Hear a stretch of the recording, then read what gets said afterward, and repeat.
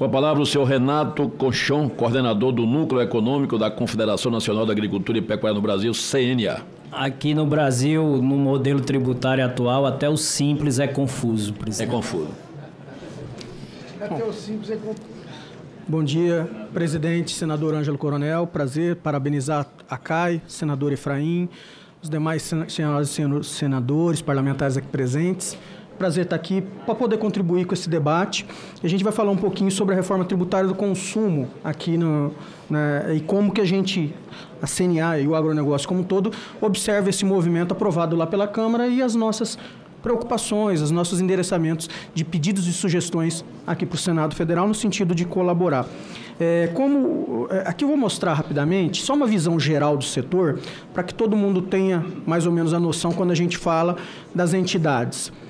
A CNA está representando, junto com o IPA, o Instituto Pensar Agro, da Frente Parlamentar da Agropecuária, todo o segmento do agronegócio. Lá dentro tem o setor da produção de máquinas e equipamentos, adubos, a produção agropecuária propriamente dita, parte da agroindústria que fica mais dentro da CNA, a indústria de processamento, né?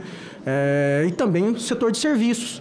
Serviço de venda, o João Galassi que vai falar do comércio, o Fábio também falou. Então, ou seja, quando a gente olha todo o conceito do agronegócio, o agronegócio brasileiro corresponde a 24,8% do PIB, o último dado de 2022, 23,9% dos empregos e quase 50% das exportações de todo o país. E quando a gente iniciou os debates da reforma tributária, a gente ouviu muito: o setor agro não paga tributo. E a gente traz essas informações aqui, que é um estudo elaborado a partir do Sistema de Contas Nacionais Trimestrais e da Receita Federal, a elaboração da LCA, que mostra que lá em 2020 o setor representava 26% do PIB e 19% da arrecadação tributária foi do setor.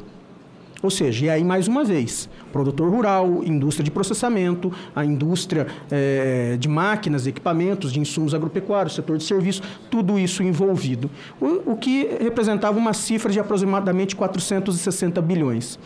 É óbvio que quando a gente fala disso, alguns elos da cadeia estão pagando mais, recolhendo mais, deixa eu me corrigir, recolhendo mais, outros menos, e a gente precisa equacionar essa discussão.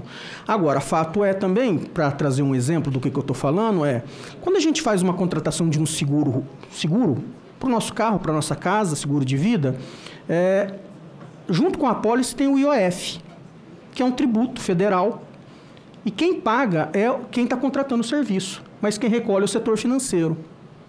Ou seja, quando se olha o recolhimento nesse exemplo do IOF, é o setor financeiro, e é fato. Só que quem está pagando é o contratante. E isso acontece exatamente nesse exemplo que a gente está dando, no caso do produtor rural, que tem subrogação, ou seja, ele vende um boi, vende um café, a indústria recolhe em nome dele. Então, por isso que existem algumas distorções como essa. Mas a gente traz essa informação para clarificar a informação no sentido de todo mundo estar na mesma página, vamos colocar assim.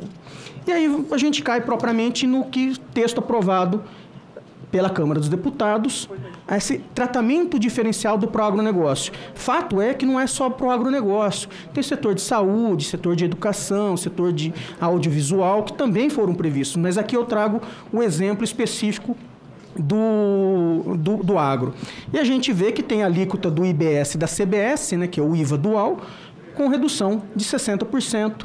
A previsão de que produção de produtos hortícolas, frutas e ovos terão redução de 100%, assim como produtos da cesta básica que a lei complementar vai definir. E isso é um movimento muito importante porque está em linha com o que os países que se utilizam do IVA fazem em todos os seus países. Produtor rural, pessoa física ou jurídica, não está obrigado ao novo regime do IPA, desde que ele tenha uma receita bruta inferior a 3.600.000, aprovado pela Câmara, e vai transferir crédito para a agroindústria adquirente. Produtor rural que está no regime de contrato de integração, que é isso? É aquele produtor que faz a engorda do pintinho, do suíno. Hoje ele é incidente, essa remuneração é incidente sobre imposto de renda. E havia possibilidade de, no texto, cobrar imposto de renda, como cobra hoje, e também a CBS e o IBS. E aí a gente chegar com a carga tributária de mais de 52%. Então, a Câmara entendeu essa questão e colocou que as opções, a relação de contrato de integração não terá tributação do IVA, que é o correto, permanece imposto de renda tal como ele é hoje.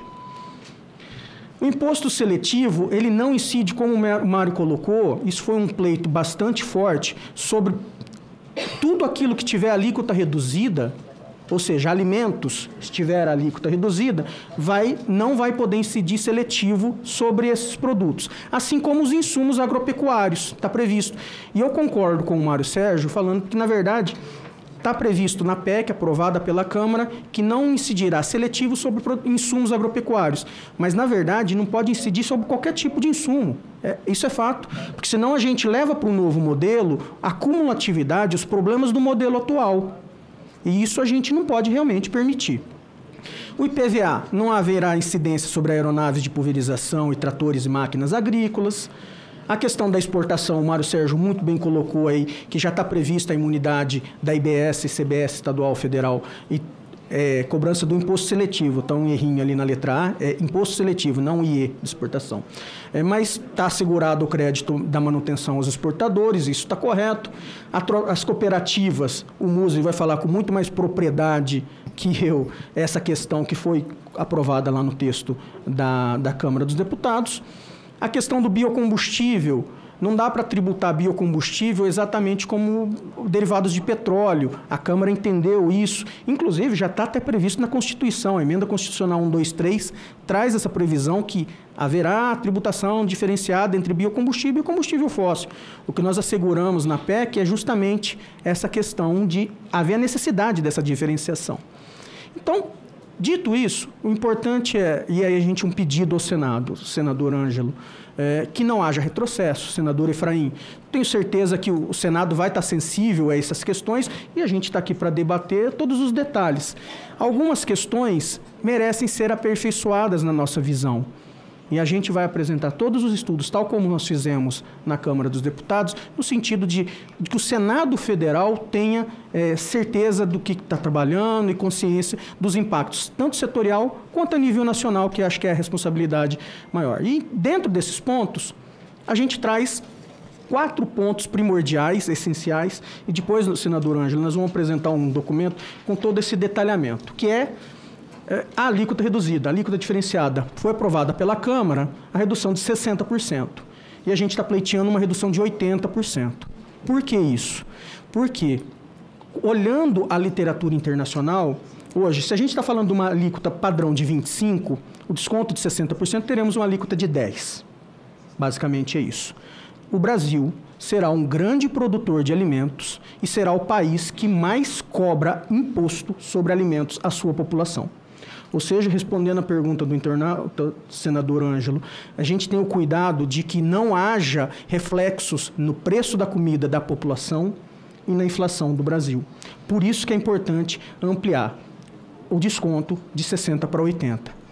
Mas vem cá, como o Mário Sérgio colocou, se um paga menos, o outro tem que pagar mais. É verdade, a gente realmente sabe disso.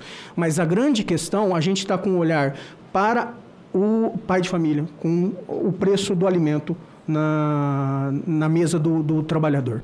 E nós vamos apresentar os estudos, convidaremos, senador, já os membros da CAI, o senador Eduardo Braga, para conhecer esse trabalho, porque nós temos essa prerrogativa, essa preocupação, que sim, temos que viabilizar a aprovação da reforma tributária, mas de que essa reforma não tem o condão de aumentar o preço do alimento e da inflação brasileira, que vai na contramão. Eu acho que não é o objetivo de nenhum setor, sem sombra de dúvida, esse pleito. Produtor rural não contribuinte, que está aprovado que até produtor, até 3.600.000, ele não é obrigado, mas tem a opção de adesão. A gente apresenta uma proposta de colocar um valor para 4.800.000. Por quê? 4.800.000, o produtor rural precisa entregar para a Receita Federal anualmente o livro caixa digital do produtor. Ou seja, a nossa preocupação é que os produtores entre 3.600.000 e 4.800.000, eles terão um aumento de burocracia. Ou seja, justamente a reforma que vem para simplificar, para esse público, vai estar ampliando essa burocracia. Os fundos estaduais, o artigo 20, aí eu peço desculpas, assim como o Mário, né, Mário? Mudou nos 47 do segundo tempo, é artigo 19 agora, mas é os fundos estaduais. 15 segundos. Não faz sentido a gente estar migrando para um novo modelo de IVA, um IVA realmente com muitos avanços, e a gente permitir que haja cobrança incidente de uma maneira indireta sobre exportação.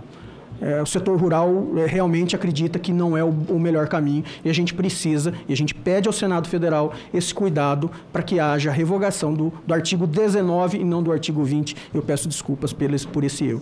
Por fim, a questão do ITCMD sobre pequenas propriedades rurais, uma vez que a PEC direciona PIS, COFINS, IPI, mas ele mexe algumas coisas com o IPVA e o ITCMD, por exemplo, né, que são tributos sobre o patrimônio.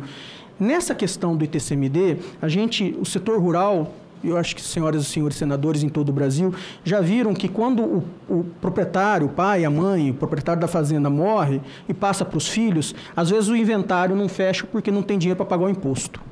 E a gente traz aqui uma sugestão, a exemplo do que acontece em outros países do mundo, que é que quando a propriedade passar de primeiro grau, parentes de primeiro grau, pai para mulher, marido para mulher, esposa para o marido, para os filhos, que não haja incidência. E isso a gente faz um pedido para que a PEC preveja que a lei complementar define quais são esses critérios, mas para pequenas propriedades rurais que não haja essa incidência, justamente para não ter problema de êxodo rural.